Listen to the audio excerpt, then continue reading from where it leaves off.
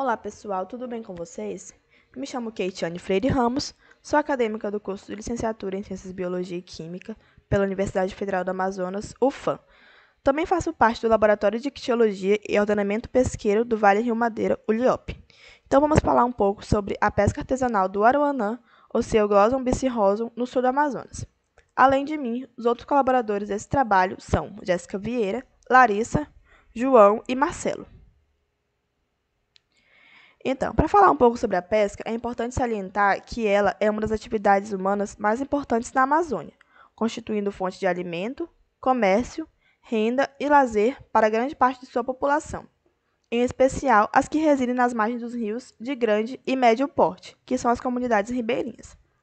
O Amazonas se destaca no cenário nacional e internacional pela produção pesqueira, com muitas toneladas de pescado desembarcadas anualmente em seus portos.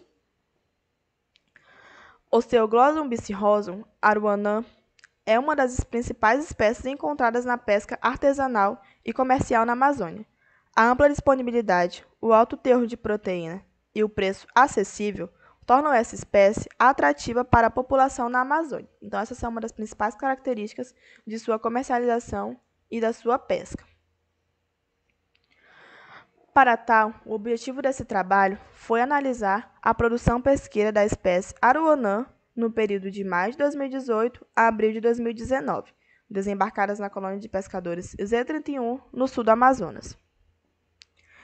Para conseguir alcançarmos esse objetivo, utilizamos o protocolo do desembarque. Essa metodologia visa implementar uma caracterização da salada desembarcadas em pequenos portos, ou seja, o objetivo desse protocolo é caracterizar os principais peixes desembarcados no desembarque que nós fazemos a nossa pesquisa. De modo geral, são estabelecidas 4 funções a serem exercidas pelos monitores do dia, as quais incluem o contador, o repara, o Peter Park e o chato. Então, esses são os pseudonomes que nós utilizamos para fazer a nossa pesquisa. Então, o que seria isso? São os monitores responsáveis por contar, por fazer a triagem do peixe e fazer também a entrevista com o pescador. Então, o contador ele tem a função de contar a quantidade de peixe desembarcada, o reparo ele tem a função de pegar o peixe e fazer a triagem, o Peter Parker de fotografar o peixe para que esse seja posteriormente identificado, e o chato ele tem a função de fazer a entrevista com o pescador. Essa entrevista ela tem por principal objetivo coletar os dados da produção daquele dia, saber a procedência daquela pesca, a quantidade que o pescador trouxe e o valor que ele vai vender aquele peixe para o mercadão ou para outros compradores. Também tem por objetivo saber o ambiente que o pescador trouxe, aquele peixe, se foi no lago, no rio, etc. E também, de modo geral, caracterizar a pesca daquele dia. Como falado anteriormente, os dados foram coletados pelos colaboradores do laboratório através de questionários aplicados diretamente ao pescador. O monitoramento pesqueiro ele ocorreu no período de maio de 2018 a abril de 2019, em especial da espécie aruanã. Essa aqui é uma imagem da nossa espécie, da aruanã.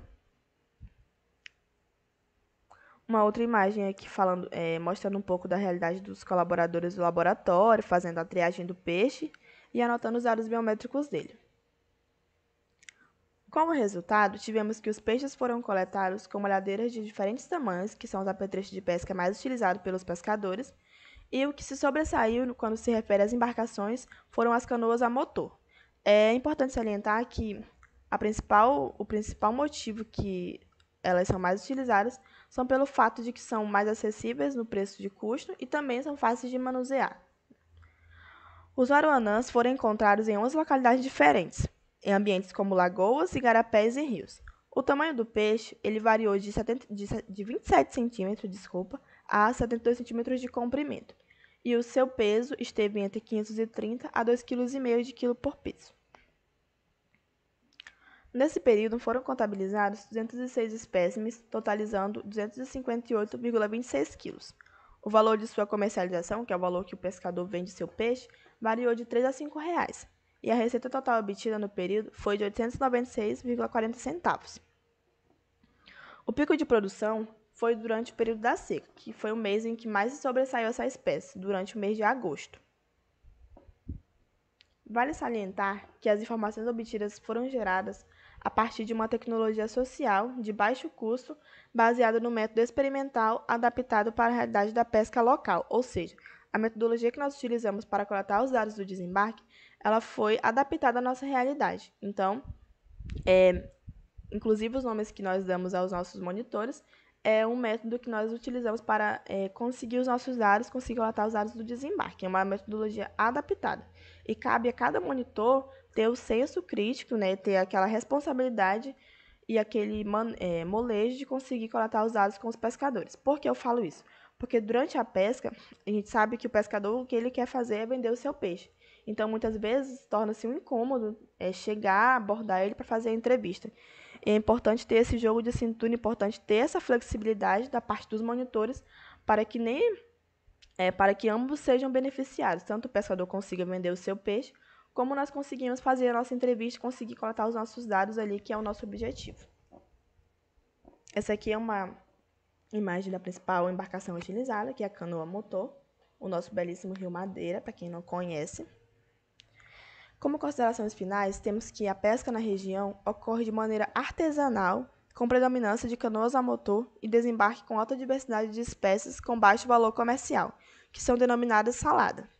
O monitoramento da pesca, em especial da aruanã, é importante para preservar a sustentabilidade dos estoques e promover futuras ações de manejo pesqueiro dessa espécie, levando em consideração a produção desta no período anual supracitado anteriormente. Os meus agradecimentos vão para a FAPEAM, que deu subsídio financeiro à nossa pesquisa, ao laboratório do qual eu faço parte, e para finalizar eu tenho aqui uma imagem do nosso Rio Madeira, do nosso porto do desembarque. Muito obrigada pela atenção de vocês. Até a próxima.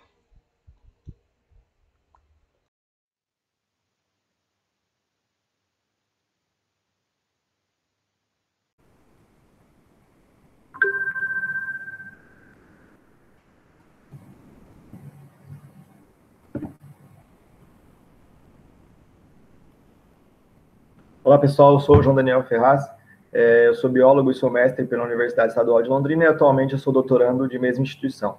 Hoje eu vou apresentar para vocês o meu trabalho intitulado "Que o estudo das formas de vida inicial nos diz a respeito da reprodução dos peixes numa cascata de reservatórios". Bom, a nível de introdução, as histórias de vida das espécies de peixe de água doce é uma relação entre aspectos biológicos e aspectos ambientais para os peixes sul-americanos de água doce. As estratégias reprodutivas evoluíram a partir da disponibilidade, característica e presença de diferentes ambientes. Para os peixes migradores do Alto Rio Paraná, o ciclo de vida completo dessas espécies inclui diversos passos e etapas que são explorados, exploram aí diferentes ambientes também. Por isso que a conexão entre esses ambientes é muito importante para que o ciclo de vida dessas espécies consiga obter sucesso, essas espécies se mantenham no ambiente, né? Bom, a partir disso, o Alto Rio Paraná é altamente explorado para a produção energética através de barragens. O Paranapanema, o Rio Paranapanema, que é um dos seus principais tributários, também é altamente fragmentado pela construção de barragens para a exploração energética. E a gente sabe que as barragens atrapalham o movimento dos peixes migratórios, a subida para a desova, a descida de ovos e larvas rio abaixo, e que o controle do nível da água interfere também nos sinais ambientais para que essas espécies entrem em reprodução. Bom, por isso que o estudo de ovos e larvas é tão importante, para que a gente consiga diagnosticar a saúde da reprodução dessas espécies que estão ali em ambientes que sofreram barramento. Bom, a partir disso, o objetivo do nosso trabalho foi avaliar a reprodução das espécies migratórias através dos estágios de vida inicial, numa série de reservatórios do Baixo Rio Paranapanema. O nosso objeto de estudo, que foi os reservatórios de Canoas, eles se localizam no Baixo Rio Paranapanema, são uma série de 2 reservatórios que tem uma passagem de peixe, mas que está fechado desde 2010. Como a gente consegue ver no mapa aqui à direita, onde se localiza, no Baixo Rio Paranapanema. Esses reservatórios não possuem tributários que são relevantes para as rotas alternativas de espécies migratórias, que sirvam como rotas alternativas relevantes para as espécies migratórias. E como é um regime de fio d'água, que alaga poucas áreas de terra, ele não tem aquela característica de planície de inundação do Alto Rio Paraná, com aquela disponibilidade de lagoas, onde as espécies de peixe migratórias, as formas de vida inicial, vão poder se desenvolver e crescer ali. Esses ambientes, esses 2 reservatórios, não tem nada disso. É importante dizer também que as espécies migratórias se deslocam a montante na época reprodutiva, então a gente coletou, todos os pontos de coleta foram a montante e apenas no canal principal dos reservatórios, por essas condições ambientais que eu falei antes. Bom, as coletas foram realizadas trimestralmente, durante 3 ciclos reprodutivos consecutivos, de 2012 a 2013, durante o dia e durante a noite. O ictioplâncton, né, ovos e larvas, eles foram coletados com redes acopladas a barcos, na superfície da água, né, junto com um fluxômetro para a gente obter posteriormente o volume filtrado. Já os juvenis, eles foram coletados junto à margem com peneiras e arrastos, né, durante o dia. Todos os organismos coletados foram anestesiados e eutanasiados por óleo de cravo e depois fixados em formalina 4%, enriquecida com carbonato de cálcio. Bom, em laboratório, todas as amostras foram colocadas em placas de Bogorov, né, junto a lupas, para que a gente conseguisse identificar ao menor nível taxonômico possível. As espécies foram, então, agrupadas através da sua história de vida e através da sua estratégia reprodutiva, certo? A densidade de ovos e larvas foi calculada para cada amostra e estimada, então, para o volume filtrado total, e o CPUE dos juvenis também, para cada amostra, e estimado para o total de rede que nós utilizamos. A gente utilizou, então, uma nova de 3 fatores, com os períodos reprodutivos, o período nictimeral, né, o diurno e o noturno, e os reservatórios que a gente amostrou como fatores independentes. E o teste de Tuque foi o teste post-hoc que a gente utilizou para verificar se foi significante essas variações em densidade de ovos e larvas. Bom, como resultados, o reservatório de Canoas 1 possui mais ovos, demonstrou mais ovos, mais larvas e mais juvenis que o reservatório de Canoas 2. Foram registradas 7 ordens, 15 famílias e 31 espécies, destas 8 eram não nativas. A densidade de larvas, as espécies mais abundantes foram pimelóides maculatus, seguido por anostomídeos e caracídeos. Em CPUE de juvenis, os mais abundantes foram hemígramos marginatus, piabarcos estramíneos e moencausa intermédia, que a gente está vendo algum deles aqui à nossa direita. E quanto aos não nativos, a curvina, o plagióceras famosíssimo e o Mato Grosso foram os mais abundantes. Bom, em estratégia de vida e estratégias reprodutivas, as espécies periódicas foram mais representadas, seguidas dos equilíbrios, e em estratégia reprodutiva, os que não migram com fertilização externa e que não possuem cuidado parental, seguido dos que migram curtas distâncias de fertilização externa e que realizam cuidado parental, foram os mais representados. Em densidade de ovos e larvas, primeiro em ovos, à nossa esquerda aqui, o terceiro ciclo reprodutivo foi diferente do primeiro e do segundo, a gente conseguiu aqui, houve significância. Entre período do dia, né, de dia ou de noite, não houve diferença. Entre reservatórios também não houve diferença. Em densidade de larvas, a gente viu que o segundo período reprodutivo foi diferente do primeiro, mas não do terceiro, como a gente pode ver aqui a significância. E entre reservatórios não houve significância. Quanto ao CPUE, o primeiro e o segundo período reprodutivo houve diferença significativa, né, de captura, de quantidade de indivíduos por CPUE, principalmente o segundo período reprodutivo, que houve uma grande representação aqui de juvenis no reservatório de Canoas 1, como a gente pode observar.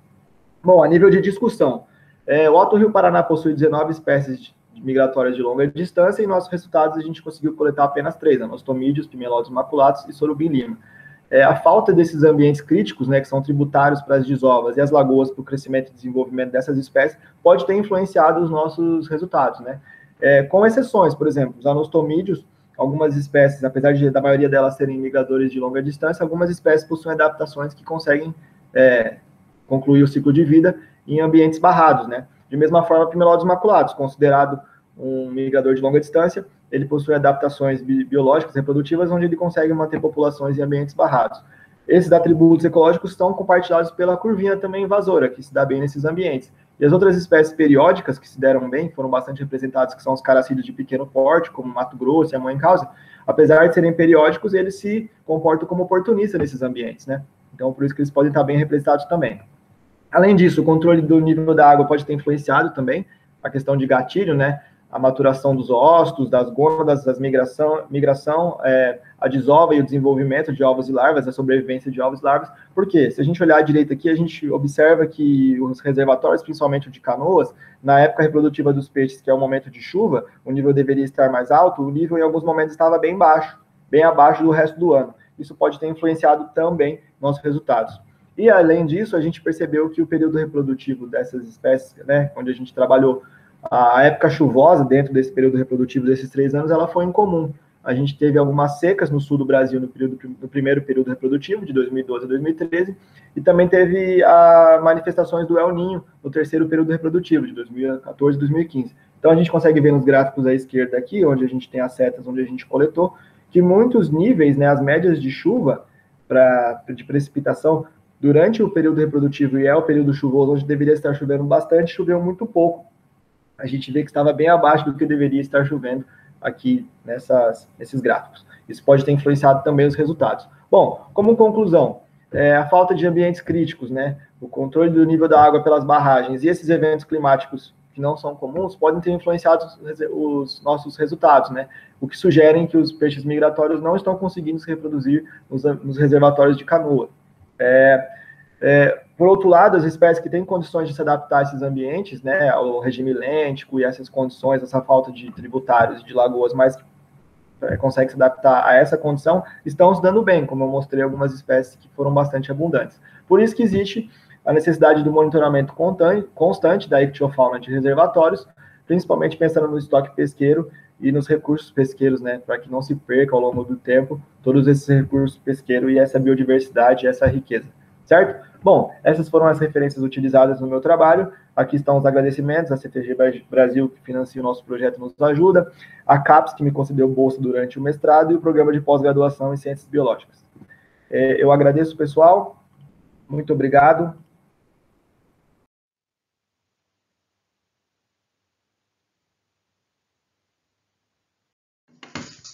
Olá pessoal, obrigado por assistirem essa apresentação. Meu nome é Alexandre Perecim, eu sou um dos coautores, né, desse trabalho que eu vou apresentar para vocês. Bom, quando nós trabalhamos, né, com essa questão preocupante da conservação de peixes migradores, né, neotropicais, a transposição a partir de barragens, principalmente de usinas hidrelétricas, é uma das principais medidas, né, que visa a conservação e que são conhecidas, né? Porém, nós sabemos que para garantir que esses peixes transpostos vão se reproduzir, completar seu ciclo, né, e garantir a continuidade da existência da espécie, a conservação da espécie, nós precisamos conhecer o comportamento natural desses peixes quando sem a barragem, sem a transposição, né? Contudo, nós sabemos também que na maioria dos casos, na maioria das populações barradas, que tem o seu trecho natural de vida barrado, nós não temos esse conhecimento prévio de qual era o comportamento natural sem a barragem. E uma das alternativas que nós encontramos nesse trabalho para tentar identificar locais, né, sítios e períodos cruciais para populações migradoras seria comparar peixes transpostos com uma população natural residente num trecho lótico a montante, né, num trecho lótico remanescente a montante.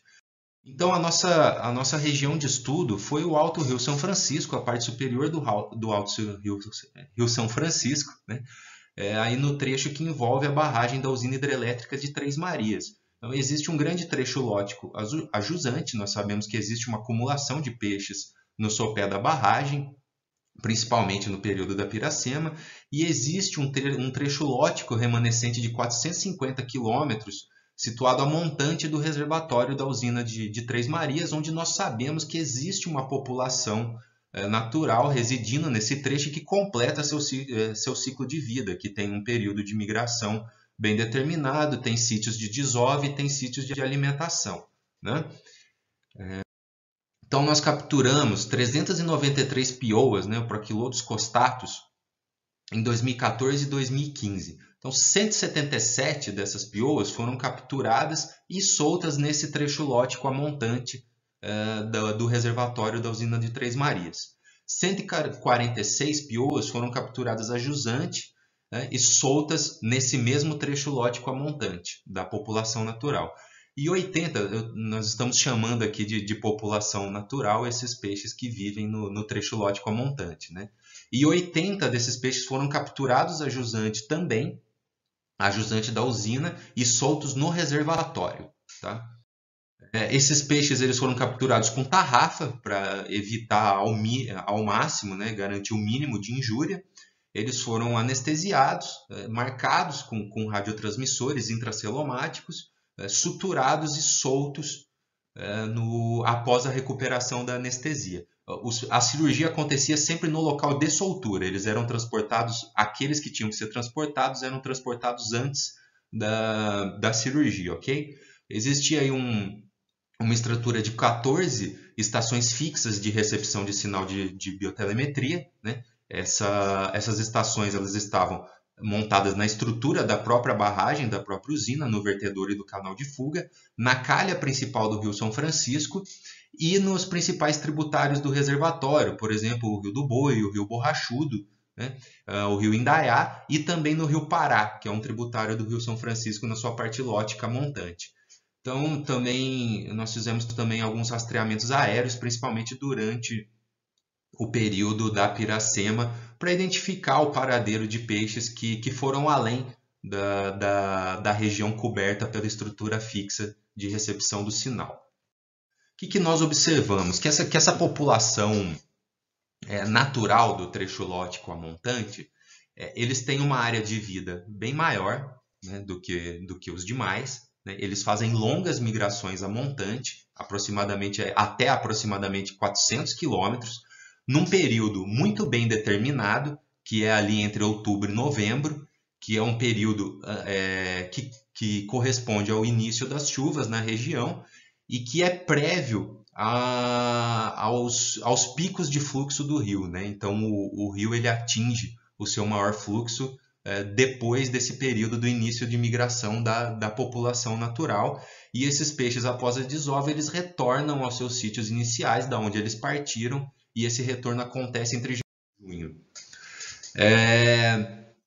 Os peixes que foram capturados a jusante e soltos nesse trecho lótico, eles tiveram um padrão de movimentação muito mais errático. Eles não tinham um período, nem um destino tão bem definido quanto a população natural do trecho lótico.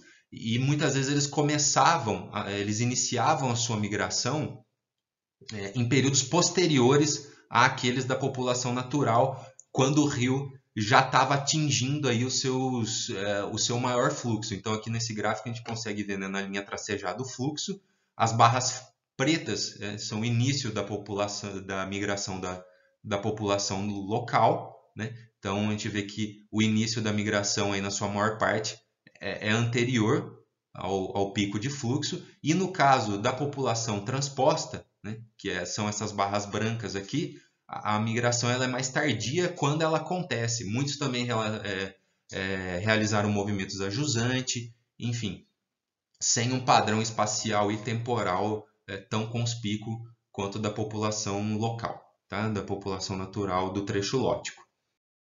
E os peixes transpostos para o reservatório, em sua maioria eles permaneceram imóveis, né, ou fizeram pequenos deslocamentos, e boa parte deles permaneceu agregada próximos a tanque-rede. Né? Aqui na foto a gente consegue ver algumas linhas de tanque-rede, de tilápia do reservatório de Três Marias. Provavelmente eles ficavam ali se alimentando de restos de ração. E nós concluímos que o comportamento dos peixes transpostos é uma barreira adicional para a eficiência da transposição. É um aspecto largamente negligenciado em peixes neotropicais, né? Mas a gente verificou aqui que mesmo quando a transposição é bem sucedida, a gente pode ter um problema comportamental para a conservação. Né? Pode ocorrer que mesmo depois de transpostos, esses peixes não consigam se reproduzir. Né? E a gente conclui também que a manutenção de trechos de rio livre, onde existem populações locais viáveis, pode ser uma estratégia de conservação muito mais eficiente. Ok? Obrigado pela presença de vocês, pessoal. Aqui o nosso e-mail, para quem desejar fazer um contato.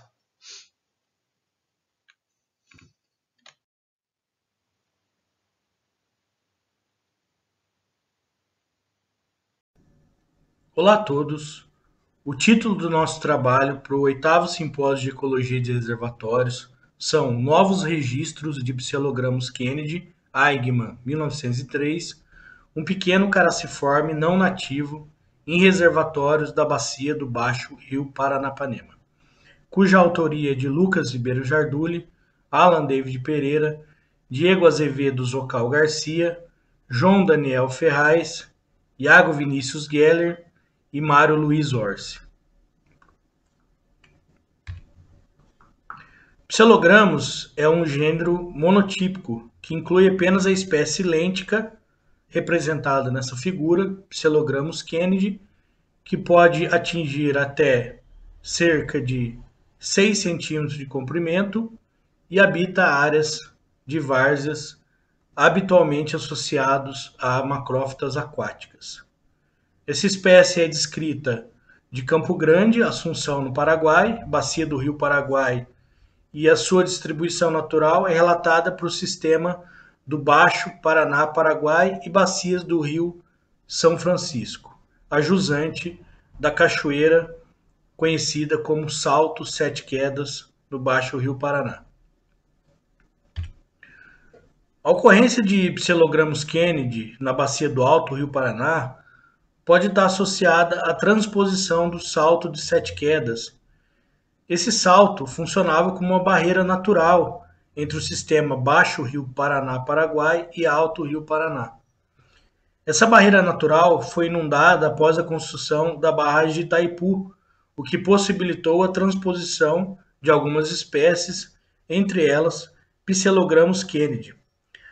Portanto, alguns autores classificam Psilogramus kennedy como não nativo para essa região, ou seja, para a região do Alto Rio Paraná.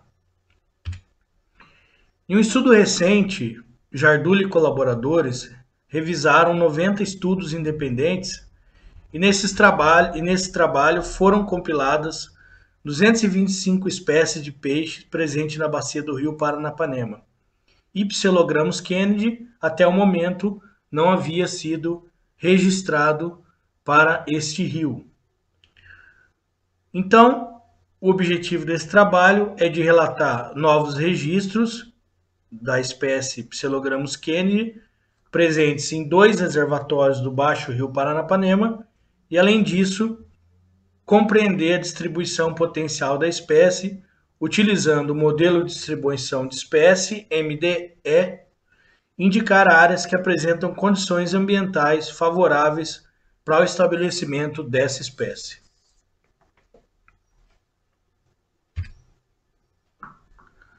Para esse estudo, as coletas foram realizadas entre abril de 2019 e junho de 2020, durante o projeto de monitoramento da ictiofauna na bacia do Rio Paranapanema.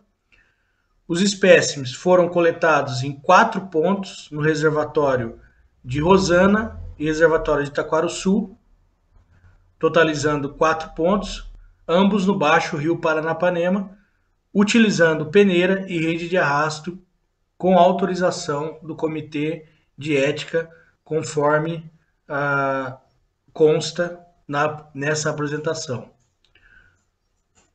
Todos os indivíduos estão depositados no Museu de Zoologia da Universidade Estadual de Londrina.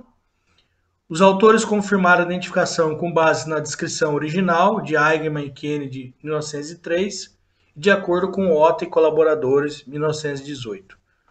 Os registros de ocorrência de Psilogramus kennedy foram obtidos em bancos de dados online de espécie em coleções zoológicas, como Centro de Referência de Informação Ambiental, o Species Links, totalizando 272 registros, e o Global Biodiversity Information Facility, totalizando 126 registros, conhecido como GBIF.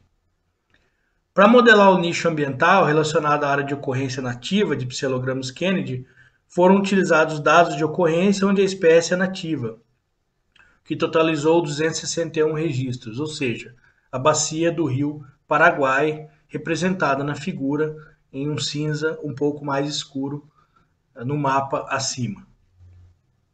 As variáveis bioclimáticas foram obtidas no WorldClim versão 2.0 e todas as análises foram conduzidas usando o pacote DISMO do software R versão 3.5.3.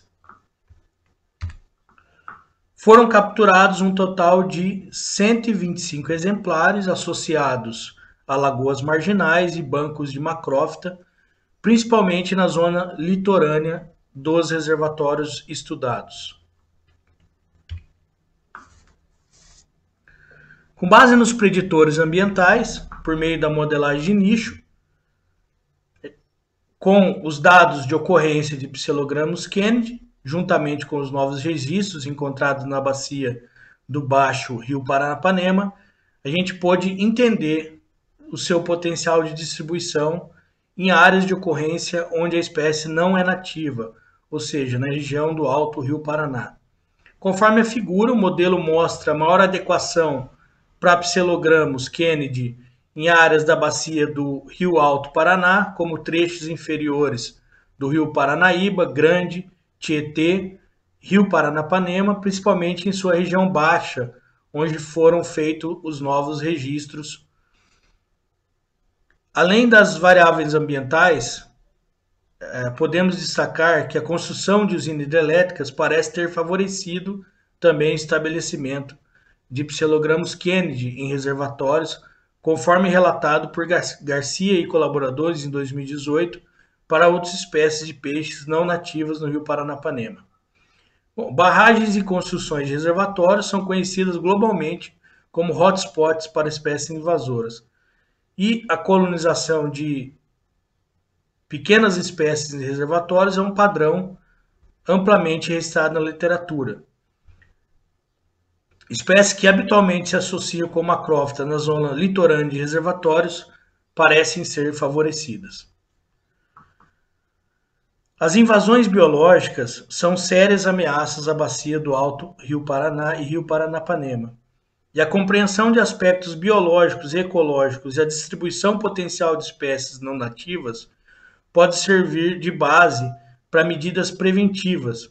Os nossos resultados, portanto, indicam que a modelagem de distribuição deve ser usada em estudos para a compreensão do potencial de dispersão, estabelecimento e invasão de espécies não nativas de forma preventiva, uma vez que, depois que a espécie se estabelece ou que ela invade uma região, medidas de controle e erradicação são frequentemente ineficazes e têm seus custos elevados. Essas foram as referências utilizadas nesta apresentação. Obrigado.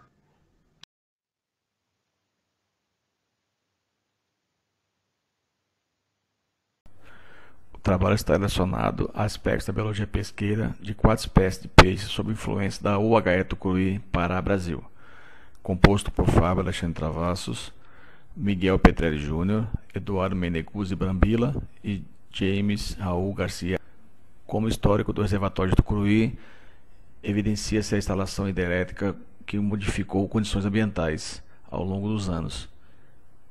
Impactos antrópicos produzidos por Baixo Rio Tocantins na construção da usina hidrelétrica de Tucuruí, sob o domínio da Eletronorte e Eletrobras na década de 80. O objetivo era a demanda energética com grandes projetos de produção e industrialização na região norte do Brasil. Impactos de represamento. Barramento altera a hidrologia local, transformando ambiente lótico em ambiente lêntico, características hidrológicas como componentes físicos, químicos e biológicos dos ecossistemas fluviais, outros efeitos como oscilação do nível de água, com períodos de cheia e exposição ou dessecamento de ambientes. Dentre ainda das condições de impactos e represamentos, ecologistas avaliam impactos causados por usinas hidrelétricas como grande importância a nível mundial, onde a ecologia de reservatórios tornou-se bastante importante, com monitoramento, manejo e gerenciamento dos reservatórios. O conhecimento dos aspectos relacionados com a biologia e ecologia das espécies verifica-se através do comportamento das populações de peixes.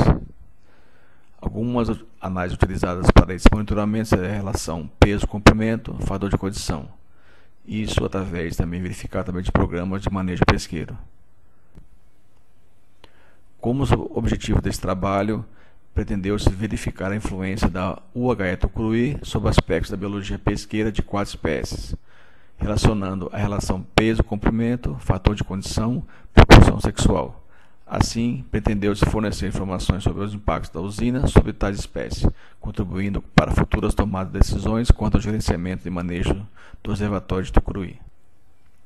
Dentre os materiais e métodos, tem-se a área de estudo, compreendendo a região hidrológica do reservatório de Tucuruí, que abrange o rio Tocantins, na região norte do Brasil, estado do Pará, Brasil.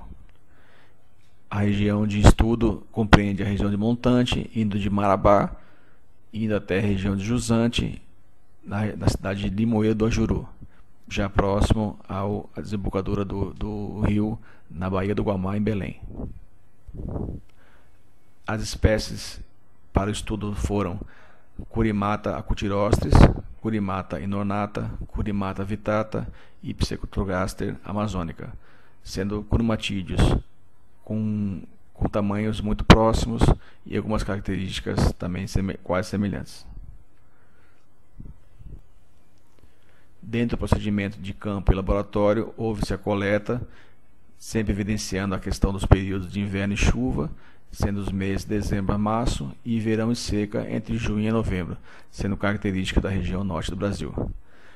As coletas foram realizadas pela equipe de programa de pesca Tiofauna da Eletronorte, realizadas entre 2000 a 2007, a montante da usina e a jusante da usina. As capturas dos peixes foram realizadas principalmente por redes de espera ou malhadeiras. Foram identificados conforme material de Santos, et al., 84-2004 e Santos e Merona, 96.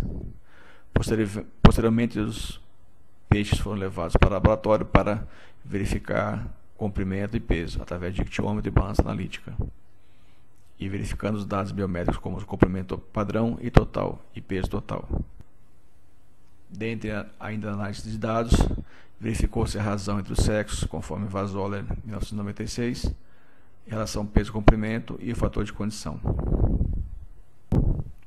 Como os resultados do trabalho, foram capturadas 3.076 indivíduos das 4 espécies, a jusante, e 2.976 indivíduos, a montante, das 4 espécies, sendo discriminado na tabela a seguir. Como análise block plot do comprimento padrão, a jusante ficou observado as maiores proporções. Para o peso total, também para as 4 espécies, foram observadas diferenças na região de jusante do reservatório. Em relação ao fator de condição, na região de montante, a Curimata vittata evidenciou a diferença em relação às outras 3 espécies. Em relação a relações morfométricas, na região de montante, a Curimata inornata, a Curimata vittata e Pseudogaster amazônica apresentaram um tipo de crescimento alométrico positivo. Na região de jusante, a Curimata acutirostris, a Curimata inornata e a Pseudogaster amazônica apresentaram o crescimento tipo alométrico negativo. Em relação à razão sexual entre as espécies, as fêmeas foram mais evidentes, com diferença significativa na região de montante para a Curimata inornata e Pseudogaster amazônica. Já em relação à diferença significativa apresentada, foi na região de jusante para as espécies Curimata acutirostris, Curimata inornata e Pseudogaster amazônica. Como conclusão, os resultados apresentados demonstram claramente que as condições ambientais ajusantes são, de maneira geral, mais favoráveis à sobrevivência das espécies estudadas do que a região de montante do reservatório. Dessa forma, fica evidente que o barramento causou diversas mudanças sobre os aspectos da biologia populacional das espécies analisadas. Entretanto, mensurar o real impacto desse empreendimento sobre o ecossistema em questão não é possível com base apenas nos dados apresentados. Assim, concluiu-se que a OHE Tucuruí influencia de maneira significativa os aspectos da biologia populacional das espécies detritívoras estudadas no presente trabalho. Obrigado. E aqui está relacionado o contato de cada pesquisador.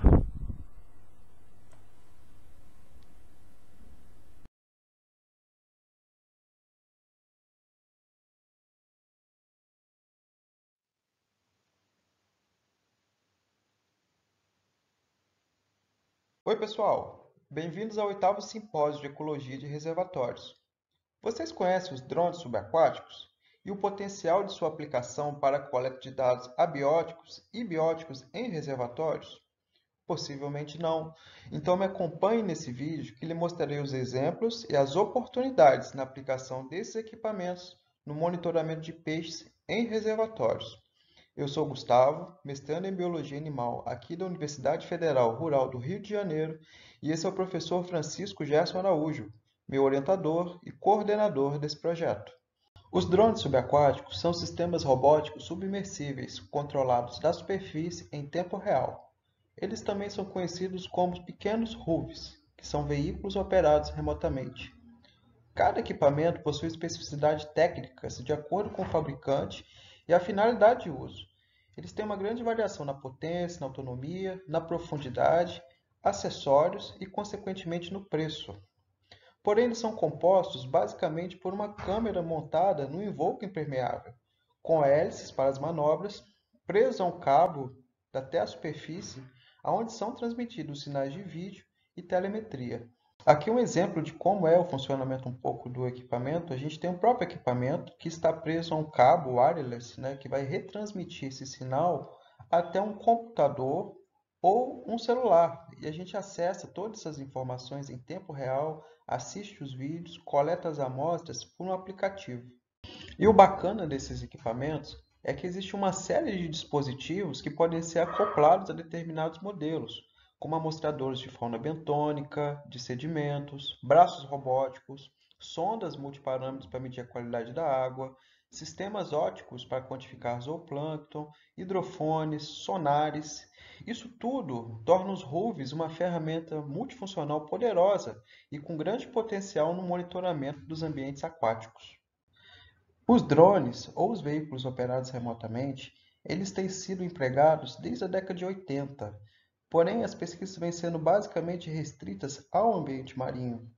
Em água doce, são raros os exemplos de aplicação, e ela pode ser muito útil, especialmente para a gente adquirir dados ambientais rapidamente, o que seria caro e até mesmo impossível com outros métodos, principalmente em locais de difícil acesso, com hábitats complexos e onde a presença de um mergulhador poderia ser perigosa. Então, nosso principal objetivo aqui é apresentar uma nova abordagem para a coleta de dados ambientais e levantamento visual de peixes em reservatórios, baseado em drones subaquáticos. O nosso estudo foi desenvolvido no Reservatório de Lages, no estado do Rio de Janeiro. Nessa figura, a gente pode acompanhar como ele foi desenvolvido.